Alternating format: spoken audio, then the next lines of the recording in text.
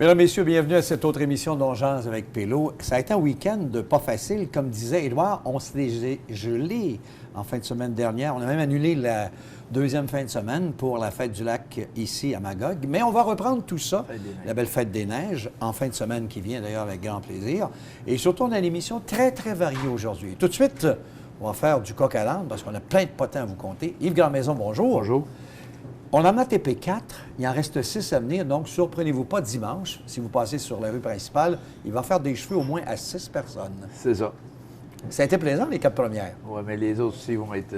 assez drôles aussi. Oui, c'est ça, parce que j'ai quand même des gens qui sont... Les âges varient là, entre 45 et 92 ans, là, fait que ça va être intéressant. Donc, Le Barbier de Saville, tome 2, dès septembre, sur TV Cogeco. C'est ça. À part ça, qu'avez-vous à dire? À part ça, j'ai que des bonnes nouvelles. Cette semaine, moi, je m'occupe de la Fondation Constance Langlois.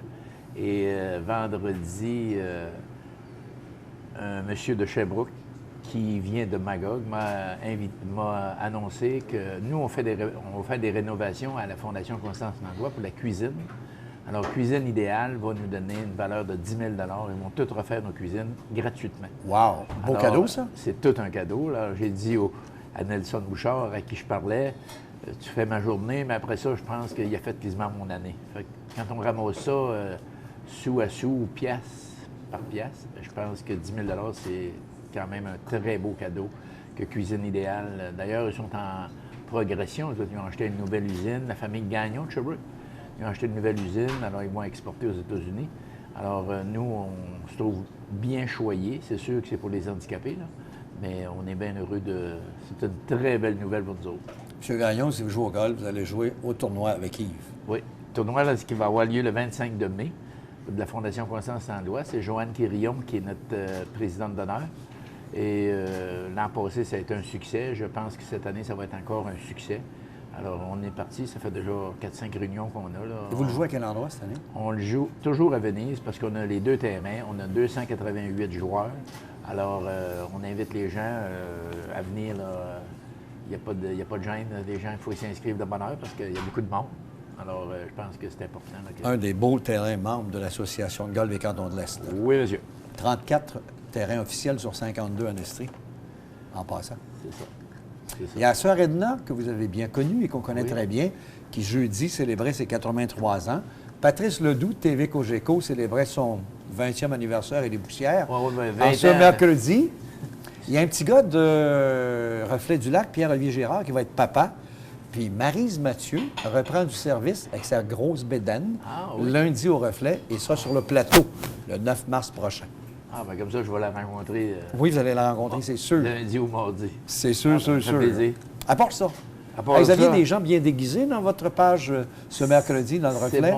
C'est mon confrère, un ami, là, un golfeur d'été, l'été on fait du golf ensemble, Marcel Lavoie, qui va être gouverneur du district sud du Québec, qui comprend 52 clubs et au-delà de 1400 membres. Alors, son occupation, c'est de s'assurer que tout fonctionne bien dans tous ces clubs-là. Alors, je peux dire que c'est une tâche qui est assez ardue. Alors, il fait ça avec Gisèle et Marcel. Ils vont être les gouverneurs du district sud de 2016-2017 pour les clubs optimistes. C'est une très grosse tâche et je lui souhaite la meilleure des chances. C'est Gisèle qui fait le job ou Marcel? Les deux. Je peux te dire que les deux. Avec le petit sourire dans le coin, je vais opter pour Gisèle. Avec Marcel par en dessous pour les moitiés-moitiés. Ah, bien, Marcel. Il est bon là-dedans. Oui. Non, mais il va avoir un autre costume officiel que celui-là, là, mais c'est sûr que c'est pas son costume officiel. Non, c'est quand il était à Windsor. Oui, c'est ça. Et on a eu cette semaine aussi la clinique de sang du Club Optimiste qui a atteint un beau succès. Qui a atteint ses objectifs. On a eu 243 donneurs. Alors, je pense que c'est tout un succès. Et je dois féliciter les gens d'Emma Québec. Tout est sur ordinateur maintenant. Là. Il arrive. Elle a fait une pointe, hein? Puis ça prend, moi je dis, maximum 20 minutes, une demi-heure, t'es passé, t'as donné du sang, t'es parti. Ça prend 4-5 minutes. Alors, on peut dire chapeau, parce qu'avant ça, ça commençait à 10 heures, puis ça finissait à 8 heures le soir. Mais là, ça a commencé à 1 heure, puis ça finit à 8 heures, puis on a atteint l'objectif. C'est plus que l'an passé. Alors, je lève mon chapeau devant les gens d'Emma Québec. Ils font un excellent travail. Puis on n'a pas d'attente. À un moment donné, il y en avait qui partaient pour le dîner, puis il n'y avait plus de chaise. Là, ça va rondement. Alors, je pense que Québec fait une très belle job. Parlant de coup de chapeau, le fameux brunch, malgré le froid, dimanche dernier, des Chevaliers de Colomb, il y en a 800 qui sont allés manger. Oui. C'est beau, ça? Ça, c'est des gens... m'a dit, comme je voyais un gars qui revenait de la messe, il dit, il faut avoir la foi pas mal pour y aller. Oui, c'est vrai. Mais c'est une cause importante. Mais c'est une cause importante, puis ça leur permet de toute l'année d'aider les gens du milieu. On sait combien, tu as eu la semaine passée M. Belair qui t'a expliqué un peu toutes les demandes qu'il y avait. Alors, c'est sûr que ces gens-là, là, ça les aide. Et en passant, c'est un petit... Il faisait tirer une valeur de 500 $ un prix, il vendait des billets, puis 500 $ de meubles, et j'ai été l'heureux gagnant. Fait que j'étais en plus? Oui, c'est ça. Fait que là, on va peut-être acheter une chaise berceuse à mon épouse. Hey, parle-nous aussi de la bonne nouvelle de 7e sur 100 meilleures villes dans le cadre de la semaine de la sensibilisation à la paperasse. La ville de Magog, chapeau dans le top 10? Dans le top 10. Alors, tu sais, souvent, on entend chialer. C'est facile de critiquer, puis ça dépend toujours des autres, là. Mais je pense que la Ville fait un excellent travail. Puis je regardais aussi Magog Technopole qui prend place de plus en plus chez nous, qui nous amène des industries. Puis tu sais, des industries, il ne faut pas s'attendre que ça va être des Dominion Textile avec 3000 employés. Donc, on n'aura plus ça, c'est fini, c'est passé. Alors, je pense que Dominion Textile, pas Dominion Textile, Magog Technopole va nous amener des industries de haute technologie, à la fine pointe. Alors, je pense que pour la ville de Magog, et c'est des gens qui sont bien payés aussi. Et on va être la première ville au Québec à avoir une école pour former ces gens-là. Alors, de haute sécurité en technologie. Alors, je pense que c'est tout à l'honneur de Magog Technopole. On peut les féliciter, puis on peut arrêter de parler négativement. Ça, vous avez parfaitement raison avec le printemps qui s'amène. Monsieur Yves, bon dimanche surtout. Merci. Bonne coupe de cheveux, bonne 6 émissions à voir en septembre. On s'en parle bientôt. Oui. Petite pause et un invité surprise dans un moment.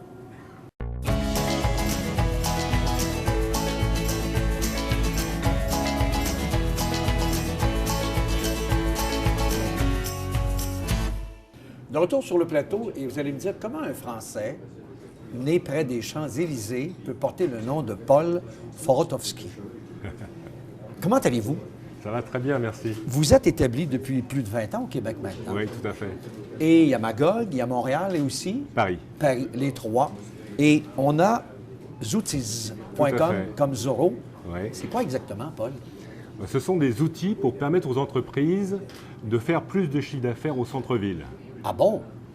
C'est-à-dire qu'on a des applications qui se terminent toutes par IS, je vais vous en reparler tout à l'heure, et on a des balises qui permettent de notifier sur les téléphones des petits messages pour inciter les gens à mieux visiter les centres-villes. En restant plus longtemps dans les centres-villes, ils consomment plus. Et je pense que la mairesse de la ville de Magog, Mme Vicky Méham, va vous aimer beaucoup. C'est parti en fait du conseil d'administration il y a 3 ans de Magog Technopole. Oui, c'est vrai. L'ambition qu'on avait, moi j'étais administrateur de Magog Technopole, c'était de faire de Magog un exemple en termes de ville intelligente. On a mis tous l'épaule à la roue, comme on dit ici, et on a développé des applications qui sont maintenant sur les App Store. Donc c'est simple, quand vous êtes un touriste, vous arrivez à Magog, vous tapez Magog dans les App Store. À ce moment-là, vous téléchargez les applications en IS, comme Zorro, Eventis pour les événements, Vox Populis pour les histoires des gens d'ici, Street Artist pour les œuvres d'art et Shopiz pour les promotions et les beaux produits de la ville de Magog. Et ça fonctionne bien pour l'instant, là. Là encore, vous n'avez rien fait. Une fois que vous avez vos applications, vous ouvrez votre Bluetooth et vous vous promenez dans Magog ou à Orford. Et là, vous allez recevoir des notifications qui vont vous inciter à rentrer dans tel magasin, à aller discuter avec tel commerçant qui lui a raconté ses histoires dans Vox Populis, ou aller au Vieux Clocher parce que le spectacle commence ce soir, ou aller voir telle promotion à Haut-la-Vie, ou enfin aller voir une œuvre d'art ou une belle maison sur la rue principale. Donc, quand on vient de l'extérieur, qu'on veut découvrir davantage Magog ou Orford, c'est l'outil. Excellent, ça. L'objectif est simple, c'est d'augmenter la présence des touristes qui restent en moyenne 4h30 par visite à Magog, faire qu'il reste 5h30. En faisant 5h30 à Magog, 1 heure de plus, c'est 10 à 20% de chiffre d'affaires en plus pour les commerces. C'est ça la ville intelligente, c'est de savoir comment augmenter le chiffre d'affaires avec les touristes déjà là. Et aussi, on veut, je pense, dans un objectif futur, amener d'autres mères, amener d'autres personnes outre-mer à venir ici surtout? Alors, l'énorme avantage de Magog, c'est que les commerces ont été super sympathiques. Ça fait 2 ans qu'on travaille avec eux, ils nous ont aidés à améliorer les produits. Le désavantage de Magog, c'est que personne ne parle de Magog dans le monde. Ça, c'est vrai. Donc, ce qu'il faut, c'est utiliser toutes les relations qu'ont les gens de Magog, avec des patrons de la presse, avec des journalistes dans le monde entier, pour faire savoir que Magog est la première ville intelligente à travailler dans le domaine du tourisme. C'est une première mondiale. Les faire venir les journalistes, faire venir les maires. Moi, je ferai plus de chiffre d'affaires et la ville de Magog aura plus de gens qui vont la connaître. Et ça, je pense que c'est faisable. Faire venir tout le monde de l'extérieur ici. Ça dépend de tous les gens qui regardent l'émission. Oui, bien, en plus, les médias également qui peuvent en parler. Moi, je pense que le reflet du lac, la petite histoire qu'on compte aujourd'hui, ça devrait être là-dedans si ce n'est pas déjà fait. Oui, mais je préférais la presse ou le Figaro. Oui, je vous comprends. Les grands, les grands de ce monde qui vont de l'autre côté. C'est ça. On a une chance, c'est une première mondiale, on a une chance. Le domaine de la ville intelligente est un domaine qui fait parler de tout le monde. On a une chance, il faut la jouer maintenant. Donc si vous avez des relations dans la presse, vous avez des relations avec les journalistes ou avec des maires, faites-les venir à Magog, jouez l'expérience. Ils vont adorer et ils vont nous dire de venir. Et ça va développer les emplois à Magog Technopole. Oui, parce que Magog Technopole fait beaucoup en ce moment et depuis 3 ans, c'est sur une belle lancée. Oui, il y a d'autres applications villes intelligentes qui sont en développement, dont je ne peux pas parler actuellement avec les entreprises de Magog Technopole. Et Magog, dans 3-4 ans, sera certainement la ville la plus développée dans le domaine de la ville intelligente grâce aux entreprises de Magog Technopole, j'en suis sûr. Donc, si on veut en savoir plus, est-ce qu'il y a un site Internet qu'on peut aller voir? Zoutis.net. ZOUTIZ.net. Donc, ZOUTIZ.net, vous avez tout, puis vous avez le signe de Zorro en plus. Non, c'est pour s'en rappeler, ça avec plaisir. Puis dans les prochaines semaines, dans les prochains mois, là, qu'est-ce qu'on fait de plus, là? Alors, on a déjà signé Bromont. Okay. Donc, nos applications, nos balises sont en train d'être déployées à Bromont. On a déjà mis les 4 applications à Grand Bay. Maintenant, on va mettre le réseau de notification à Grand Bay. On a déjà mis 3 des 4 applications à Sherbrooke. Et on va déployer le réseau de notification à Sherbrooke avant l'été. Et on aura couvert tous les stries et ça va être la première région intelligente. Mais il ne faut jamais oublier que Magog est la première ville intelligente. Et ça le restera. Et on vous en remercie, Paul. Merci d'être avec nous. Merci à vous. Et on va aller voir ça, zoutis.com.net. Parce que ça, c'est important. Le .com, c'est pour tout le monde, et le .net, c'est le service pour l'entreprise. Donc, si vous voulez lui parler, c'est .com. Si vous voulez voir tout ce qui se passe, c'est .net. C'est le contraire. C'est le contraire. C'est bon. Merci à vous. Merci à vous. Visite. Restez là, bougez pas. On fait une petite pause. Et au retour, on va parler de l'association. Et là, préparez-vous bien vos babines, Neurofibromatose du Québec. C'est bien dit. Super. À tout de suite. Merci.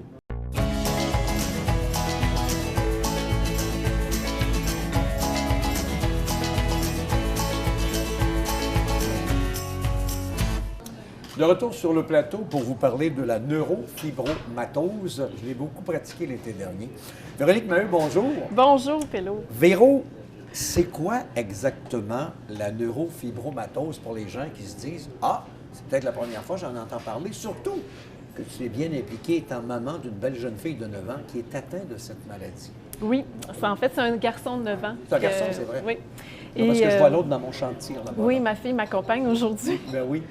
En fait, la neurofibromatose est la maladie génétique la plus fréquente, mais qui est encore très peu connue de la population et même des professionnels de la santé. Il y a un enfant sur 3000 qui naît avec la neurofibromatose. C'est un désordre génétique qui affecte le système nerveux, donc avec des tumeurs à travers les nerfs, sur les nerfs, puis qui affecte aussi la peau et les systèmes osseux. La maladie est très imprévisible. Et se répercute, s'exprime de façon très différente d'une personne à l'autre. Donc, tout au courant de la vie, on a besoin d'un suivi très, très serré, c'est un suivi médical important et surtout un diagnostic tôt pour avoir un bon suivi de cette maladie-là. Et pourquoi, depuis 3 ans, tu es le porte-étendard en Estrie et tu es une grande bénévole? Oui, en fait c'est depuis 3 ans que mon garçon est atteint officiellement là, par le diagnostic officiel. Et quand on lit là-dessus, on voit qu'il y a quand même beaucoup de choses qui se disent, mais finalement, en faisant ma recherche, je réalise que c'est seulement que depuis 4-5 ans qu'il y a des chercheurs qui s'appuient sur la maladie, qui font de la recherche et qu'il y a beaucoup d'avancées importantes et significatives pour trouver un remède à cette maladie-là. Parce qu'en ce moment, il n'y a aucun traitement.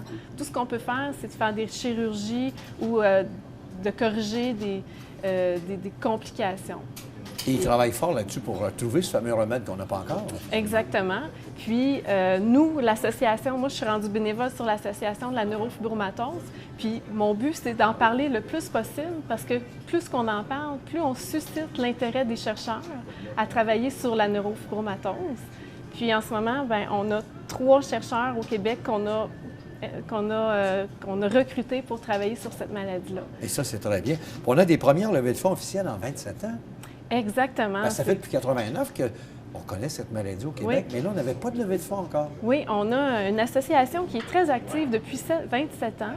Et comme c'est une maladie qui était très peu diagnostiquée, là, elle l'est de plus en plus parce que les médecins savent mieux la diagnostiquer. Mais là, on veut faire du bruit cette année parce qu'on a des chercheurs québécois qui ont besoin de financement. Puis là, on a de très bonnes nouvelles. Cette année, on a des événements qui s'en viennent. On a des participants qui vont pouvoir courir pour la cause. Défi caritatif Manque Scotia. Exactement. À Montréal, le 21 puis le 5 km le 24 avril au Parc Jean-Drapeau. Pour ceux qui sont dans la région de Montréal, les fins de semaine qui venaient en Estrie. Mais chez nous, on a toujours les X-Trail et X-Men Race à Orford, à Sutton. Et on a aussi à Québec au mois de septembre prochain. Exactement. C'est vraiment une bonne nouvelle de pouvoir avoir ces événements-là qui vont pouvoir soutenir la cause de l'association de la neurofibromatose. Puis ce qui est nouveau cette année, c'est que chaque participant va pouvoir avoir sa propre levée de fonds. Donc, va pouvoir créer sa page de levée de fonds, puis dire cette année, je cours dans la boue pour une bonne cause, ou je cours un demi-marathon pour une bonne cause, ou je cours tout simplement en sentier pour une bonne cause. Et tu as besoin de bénévoles parce que c'est bien beau les courses, mais il faut s'occuper du vestiaire parce que les sous qu'on peut recueillir au vestiaire quand on laisse notre linge pour aller dans la montagne, que ce soit à Orford, à Sutton ou à Québec, bien, on a besoin de bénévoles pour travailler. Tout à fait. Alors, ces fins de semaine-là de X-Men, X-Trail, on a besoin de bénévoles sur place pour assurer une présence au vestiaire pour les participants. Puis, bien, je fais un appel à tous parce qu'on a vraiment besoin de bénévoles engagés. Puis, on souhaite recruter des bénévoles pour les 3 événements. Fin mai, là, c'est un samedi de mémoire, c'est le X-Trail à Sutton. Le week-end suivant, sur 2 jours, samedi et dimanche, c'est le X-Men. On s'amène au